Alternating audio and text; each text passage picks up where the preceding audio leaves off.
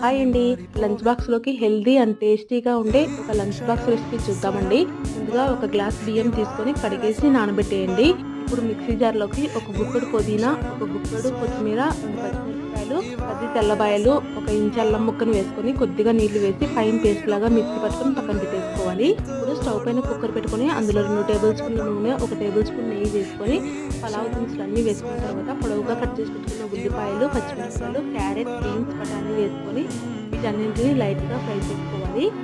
అవి కొద్దిగా ఫ్రై అయిన తర్వాత ముందుగా మిక్సీ పట్టుకున్న పేస్ట్ వేసుకొని, అలాగే కొద్దిగా ఉప్పు కూడా వేసుకొని పచ్చివాసన పోయేంత వరకు ఫ్రై చేసుకొని తర్వాత గ్లాస్ బియ్యానికి 1.25 గ్లాస్ ఎసరు వేసుకోవాలి. ఎసరు వేసిన తర్వాత ఎసరునైతే ఇలా ఒక పొంగు రానివ్వండి. తర్వాత బియ్యం వేసి ఉప్పు చెక్ చేసుకొని కుక్కర్ మూత పెట్టేసి 2 విజిల్స్ రానిచ్చుకున్నారంటే టేస్టీగా పుదీనా, కొత్తిమీర వెజిటబుల్ పలావ్ అయితే రెడీ అయిపోతుంది. సూపర్ ఉంటుంది. వీడియో నచ్చినట్లయితే ప్లీజ్ సబ్స్క్రైబ్.